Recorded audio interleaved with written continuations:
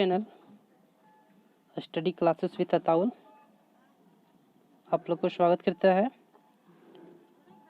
सबसे पहले अगर आप इस YouTube चैनल पे अगर आप नए हैं तो बिल्कुल सबसे पहले इस चैनल पे आप सब्सक्राइब कर लें और इसमें काफ़ी ग्रुप डी का जो क्वेश्चन है और जितने भी SSC या रेलवे हुए उसमें से महत्वपूर्ण क्वेश्चन है और जिस वजह से डिस्कस करेंगे। तो बिल्कुल आप लोग का समय व्यर्थ न गवाते हुए तो इसमें सबसे पहले ये है कि अगर आप इस YouTube चैनल पे नए हैं तो बिल्कुल सब्सक्राइब करें, लाइक करें और ज़्यादा से ज़्यादा लोगों तक शेयर करें। तो चलिए क्वेश्चन का शुरुआत करते हैं हम लोग। क्वेश्चन जो है इस प्रकार है कि परमाणु संलयन प्रतिक्रियाएं स्वचालित रूप से होती है। तो परमाणु का जो संलयन प्रतिक्रिया होती है वो स्वचालित रूप से होती है। तो इसका जो राइट आंसर है सूर्य है जो परमाणु संलयन नाभिकीय संलयन के द्वारा स्वचालित रूप से यह प्रोसेस करती है। नेक्स्ट क्वेश्चन है सूर्य की ऊर्जा का स्रोत क्या है। आप लोग जानते होंगे सूर्य में काफ़ी टेम्परेचर हाई होती है और इसका जो प्रक्रिया होती है वो नाभिकीय संलयन अभिक्रिया के द्वारा होती है। इसमें होता है कि परमाणु बम हुआ या फिर हाइड्रोजन बम हुआ, इसमें एक संलयन अभिक्रिया के माध्यम से इसका कार्य होता है और जब परमाणु बम विस्फोट होती है तो बहुत ज़्यादा से ज़्यादा अधिक से अधिक नुकसान होती है। नेक्स्ट क्वेश्चन है सूर्य में सौर ऊर्जा का उत्पादन किस समय कौन सी विक्रिया संपन्न होती है। जो सूर्य में सौर ऊर्जा का जो उत्पादन होता है वो कौन सा विक्रिया संपन्न होती है। तो इसका राइट आंसर है नाभिकीय संलयन। नाभिकीय संलयन होती है। नाभिकीय संलयन के दौरान क्या होता है, आप लोग बहुत सारे जानते होंगे कि नाभिकीय संलयन क्या होता है, नाभिकीय संलयन के दौरान क्या क्या हो सकती है। तो इसमें जो है नाभिकीय संलयन में होती है कि नाभिकीय संलयन में होती है कि नाभिकीय संलयन के दौरान दो हल्की न्यूक्लाई मिलकर एक भारी न्यूक्लियस का निर्माण करती है। जो दो हल्की क्लाई मिलकर एक भारी न्यूक्लियस का निर्माण करती है। तो इसका राइट आंसर है। नेक्स्ट क्वेश्चन है कि परमाणु विखंडन की प्रक्रिया क्या कहलाती है। परमाणु का जो विखंडन होती है प्रक्रिया क्या कहलाती है। एक भारी परमाणु की नाभिक के उपखंड। इसका राइट आंसर है एक परमाणु के भारी नाभिक विखंडन। नेक्स्ट क्वेश्चन है सूर्य की ऊर्जा किस माध्यम से उत्पन्न होता है। जो सूर्य की ऊर्जा पृथ्वी पर पहुंचती है और किस माध्यम से ऊर्जा देती है हमें, तो नाभिकीय संलयन के माध्यम से देती है। इसका राइट आंसर है। नेक्स्ट क्वेश्चन है पोखरण में किस वर्ष पहला परमाणु परीक्षण आयोजित किया गया था। 1974 में। पोखरण कहाँ है, राजस्थान में। पोखरण कहाँ है, राजस्थान में है। और यह जो हुआ शुरुआत हुआ था 1974 में हुआ था। नेक्स्ट क्वेश्चन है एक हाइड्रोजन एटम में कितने न्यूट्रॉन होते हैं। तो एक हाइड्रोजन एटम में न्यूट्रॉन नथिंग मतलब कुछ नहीं होता है क्योंकि उसमें न्यूट्रॉन होता ही नहीं है। नेक्स्ट क्वेश्चन है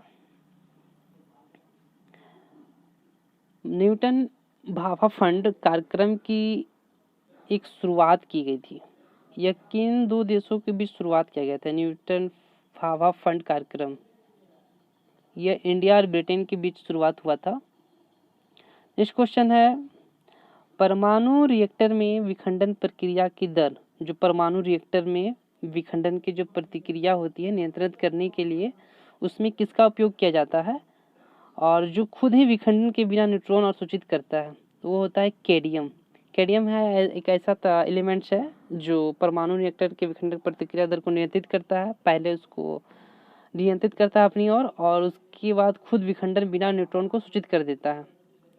नेक्स्ट क्वेश्चन है सितारों में प्लाज्मा बनने का मुख्य कारण क्या है। तो इसका राइट आंसर है हाई टेम्परेचर। जो सितारों में जो प्लाज्मा होती है, सितारों जान रहे हैं, स्टार जिसे बोलते हैं, और प्लाज्मा होती है, इसमें मुख्य खासियत होती है कि इसमें हाई टेम्परेचर होता है, जिसके कारण वो प्लाज्मा का निर्माण होता है सितारों में। साहा नाभिकीय भौतिक संस्थान कहाँ स्थित है? साहा नाभिकीय भौतिक संस्थान कहाँ स्थित है? ये वेस्ट बंगाल में है। ये है वेस्ट बंगाल में है। और यह जो काफ़ी एग्ज़ाम बार में पूछा गया है, इसीलिए आप इसे लिख सकते हैं, इम्पोर्टेंट क्वेश्चन ये, ठीक है। फिर नेक्स्ट क्वेश्चन है, एक परमाणु रिएक्टर में नियंत्रण रोड की डीएम की क्या काम करती है? जो परमाणु रिएक्टर होता है, नियंत्रण जो रोड की डीएम की जो क्या कार्य करती है, इसका क्या मुख्य कार्य होती है? तो इसमें चैन रिएक्शन को नियंत्रित करने के लिए अतिरिक्त न्यूट्रॉन को देना, इसमें अधिक न्यूट्रॉन को देना होता है। और इसको सूचित भी किया जा सकता है कि सूचित करते हैं। और नेक्स्ट क्वेश्चन है, कौन सा क्वेश्चन है कि भारत का सबसे बड़ा परमाणु ऊर्जा संयंत्र कहाँ स्थापित है? ये काफ़ी बार एग्जाम में पूछा गया है ये, और इसे आप देख भी सकते हैं। ये जो पूछा जाता है एग्ज़ाम के पोर्टल व्यू से काफ़ी महत्वपूर्ण है। तो भारत का सबसे बड़ा परमाणु ऊर्जा संयंत्र है तारापुर में है। तारापुर में है, जो 1400 मेगावाट क्षमता के साथ भारत का सबसे बड़ा परमाणु ऊर्जा संयंत्र है। यहाँ गलती हो गया है, यहाँ पे 1400 होगा, 1400 मेगावाट। यह महाराष्ट्र के पालघर जिले में स्थित है। अब नेक्स्ट क्वेश्चन है, एटम बम का आविष्कार किसने किया था? काफ़ी बार आपने लोग सुना होगा कि एटम बम का आविष्कार किसने किया था, और यह काफ़ी बार एग्जाम में पूछा भी गया है। तो एटम बम का जो आविष्कार किया था, वो आविष्कार किए थे जे रॉबर्ट ओपेनर। इसे याद करने का जो तरीका है बेसिक्स, वो मैं बता दे रहा हूँ कि एटम बम होता है, एटम बम बहुत घातक और ख़तरनाक ये बम है। यह जो रॉबर्ट ओपनर, इसे जब ओपन में जब से आप अगर हम विस्फोट करेंगे तो ये खुद ज़्यादा क्षति पहुंचाती है, और इसे जे रॉबर्ट ओपनर ने बनाया था, खोज किया था, और यह काफ़ी महत्वपूर्ण है। इसे द्वितीय विश्व युद्ध के युद्ध में इस्तेमाल किया गया था। नेक्स्ट क्वेश्चन है, 1698 में पोखरण में भारत द्वारा किए गए परमाणु परीक्षण का कोड क्या था? ये भी इम्पोर्टेंट क्वेश्चन है, जो काफ़ी बार पूछा गया है ये। और ये जो है 1998 में जब पोखरण में परमाणु परीक्षण का कोड जब चल रही थी बातें, तो वहाँ पे जो अमेरिका है, वो अमेरिका था कि परीक्षण करने का अलाव नहीं दे रहा था, वो परीक्षण करने का अलाव नहीं दे रहा था, और इसी कारण बहुत बहस हुई। और ये अंदर ही भारत ने 1998 में जाकर अपना पोखरण परमाणु का परीक्षण का किया था, और यह 2 मई 1998 को हुआ था। देखिए 2 मई 1998 को हुआ था, राजस्थान के पोखरण रेंज में दूसरा परमाणु परीक्षण किया गया था। इस कोड का नाम था ऑपरेशन शक्ति, याद रखिएगा, ऑपरेशन शक्ति थी ये, और यह काफ़ी महत्वपूर्ण क्वेश्चन है। फिर नेक्स्ट क्वेश्चन है, मुस्कुराती बुद्ध, जिसे स्माइलिंग बुद्धा कहते हैं, और यह किस चीज़ से रिलेटेड है? तो बहुत सारे मुस्कुराती बुद्ध या स्माइलिंग बुद्धा कहते हैं, ये भारत द्वारा 1974 में पोखरण हुआ था, फर्स्ट परीक्षण कोड था ये। नेक्स्ट क्वेश्चन है, मुंबई में परमाणु ऊर्जा संस्थान का पुनर्नामकरण किस भारतीय परमाणु भौतिकविद के संबंध में किया गया है? तो जो मुंबई में परमाणु ऊर्जा संस्थान है, इनका पुनर्नामकरण के लिए भारतीय की महान साइंटिस्ट डॉक्टर होमी जहांगीर भाभा के द्वारा इसका नाम किया गया था। इन्हीं के नाम के द्वारा इंदिरा गांधी जी ने इनके नाम पर ही होमी जहांगीर भाभा का नाम रखा गया था, भाभा। नेक्स्ट क्वेश्चन है, 1940 के दशक में कुछ वैज्ञानिकों ने यूरेनियम को शुद्ध करने तथा एटम बम का निर्माण करने का प्रयास किया। उनकी इस कार्य का क्या नाम था? उनकी इस कार्य का क्या नाम था? तो इसका ये जो दशक का है 1940 में मैनहट्टन परियोजना कहते हैं। मैनहट्टन परियोजना है ये कि दुनिया का पहला परमाणु बनाने का मिशन था। और 1942 में ओपेनहीमर को मॉर्टिन प्रोजेक्ट का प्रमुख बनाया गया था, जो यह एक अमेरिकी वैज्ञानिक थे जिन्हें परमाणु बम के नाम से जाना जाता है। याद रखिएगा, काफी महत्वपूर्ण है ये क्वेश्चन, याद रखिएगा। मैनहट्टन परियोजना जो अमेरिका का एक महान साइंटिस्ट थे, प्रोजेक्ट। फिर नेक्स्ट क्वेश्चन है, भारत ने अपने पहले परमाणु उपकरण का परीक्षण कहाँ किया गया था? इससे पहले मैंने आप लोगों को पढ़ाया कि भारत का जो पहला परमाणु उपकरण था वो सबसे पहले परीक्षण कहाँ हुआ था। ये काफी बार एग्जाम में पूछा भी गया है और ये महत्वपूर्ण भी क्वेश्चन है। तो ये जो है पोखरण कहाँ है? ये राजस्थान में। कहाँ है? राजस्थान में है ये है राजस्थान में है।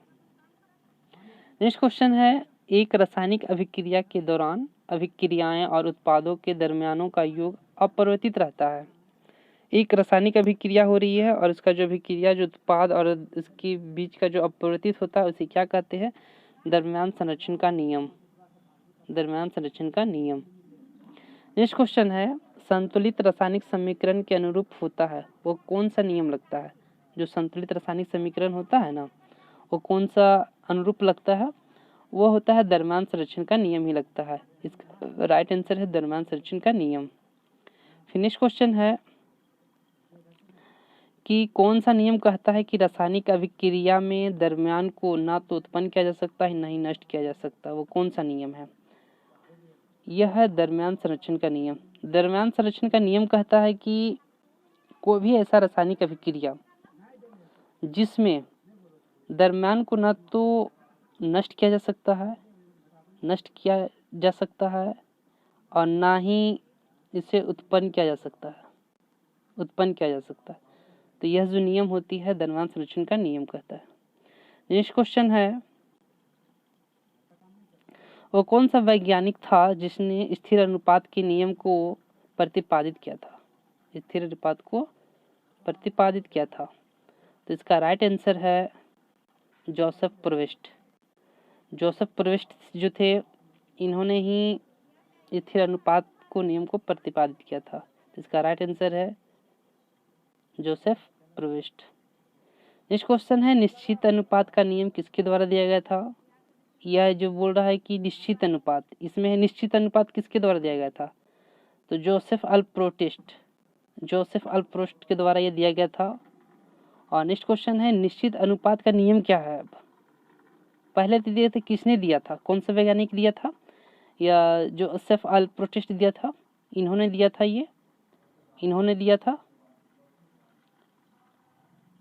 था।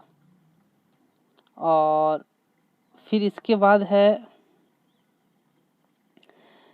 निश्चित अनुपात क्या है? तो रासायनिक पदार्थ में तब तो हमेशा दरमियान की निश्चित अनुपात में मौजूद रहते हैं, यानी दरमियान की एक निश्चित अनुपात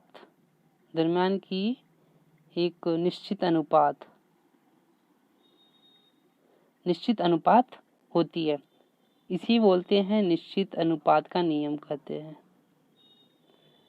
नेक्स्ट क्वेश्चन है, कौन से नियम के अनुसार रासायनिक पदार्थ में हमेशा वही समान तत्व होते हैं जो वजन से एक निश्चित अनुपात में संयुक्त होते हैं? वो कौन सा होती हैं? जो निश्चित अनुपात में होते हैं वह स्थिर अनुपात का नियम। स्थिर अनुपात का नियम कहता है कि वह रासायनिक पदार्थ जो हमेशा वही समान तत्व होते हैं जिनके एक निश्चित अनुपात में संयुक्त होते हैं। नेक्स्ट क्वेश्चन है, कार्बन डाइऑक्साइड की सभी नमूनों में 3:8 के दरमियान अनुपात के कार्बन और ऑक्सीजन होती है, यह किस नियम पर सहमति व्यक्त करती है? इसका आंसर है लगातार समानुपात होती है। नेक्स्ट क्वेश्चन है, ये काफी बार एग्जाम में पूछा गया है, डाल्टन का सिद्धांत किस नियम पर आधारित था? तो रासायनिक संयोजन। डाल्टन का सिद्धांत किस आधारित था? रासायनिक संयोजन। ये काफी बार एग्जाम में पूछा गया है, इसे आप टिक कर लीजिए VVIP। और मुख्य रूप से जो रासायनिक संयोजन होता है दो नियम है, पहला एंड दूसरा। तो इसमें है पहला कि द्रव्यमान संरक्षण का नियम है, ये द्रव्यमान संरक्षण का नियम है, और दूसरा है निश्चित अनुपात का नियम। ये जो दो नियम दिए थे डाल्टन का, वो था पहला द्रव्यमान संरक्षण का नियम और दूसरा है निश्चित अनुपात का नियम। नेक्स्ट क्वेश्चन है, डाल्टन का परमाणु सिद्धांत किसके लिए एक सटीक कारण प्रदान करता है? यह जो डाल्टन का जो परमाणु सिद्धांत था वह सटीक कारण प्रदान करता है द्रव्यमान संरक्षण और अनुपात का। ये राइट आंसर इसका है द्रव्यमान संरक्षण और निश्चित अनुपात का। फिर नेक्स्ट क्वेश्चन है, डाल्टन की पद्धति के अनुसार इसका नियम क्या था? डाल्टन का जो नियम था पद्धति के अनुसार इसकी क्या था? परमाणु पदार्थों का अभिभाजक न होना। यही आंसर है राइट, कि डाल्टन की पद्धति का जो इसका नियम था उन्होंने अपना नियम बनाए थे परमाणु विभाजक का नियम। नेक्स्ट क्वेश्चन है, डाल्टन के परमाणु सिद्धांत की क्या अवधारणा नहीं था? इसमें क्या अवधारणा नहीं था? अवधारणा नहीं था। तो इसका जो राइट आंसर है, सभी पदार्थ छोटे कणों से मिलकर बने होते हैं जिन्हें अणु कहा जाता है। यह परमाणु का सिद्धांत का उदाहरण नहीं है, इसका उदाहरण नहीं है, ये है। फिर नेक्स्ट क्वेश्चन है, डाल्टन के परमाणु के सिद्धांत कौन सा विधान अंदर कण संरक्षण का नियम का परिणाम है? तो इसका राइट आंसर है परमाणु अदृश्य कण होते हैं जो रासायनिक अभिक्रिया से ना तो उत्पन्न किए जा सकते हैं ना ही नष्ट किए जा सकते हैं। बिल्कुल सही कहा है इन्होंने कि इसका जो मुख्य मुद्दा था कि परमाणु का अदृश्य होते हैं और ना इसका निर्माण किया जा सकता है ना ही इसे विनाश किया जा सकता है। फिर नेक्स्ट क्वेश्चन है 34, किसने प्रस्तावित किया था कि प्रत्येक तत्व में एक विशेष परमाणु का द्रव्यमान होता है? यह डाल्टन ने किए थे। यह प्रस्तावित किए थे कि प्रत्येक तत्व में एलिमेंट में प्रत्येक एक परमाणु होती है जो इसका एक द्रव्यमान होता है। नेक्स्ट क्वेश्चन है, कौन वैज्ञानिक ने पदार्थ के प्रकृति के बारे में बुनियादी सिद्धांत प्रदान किया था? तो वो था जॉन डाल्टन। जॉन डाल्टन ही ऐसा वैज्ञानिक थे जो पदार्थ की प्रकृति के बारे में एक अपनी थ्योरी होती है, एक सिद्धांत है, वो प्रतिपादित किए थे। नेक्स्ट क्वेश्चन है, जीवों के वर्गीकरण का मूल इकाई क्या है? वो है जाति।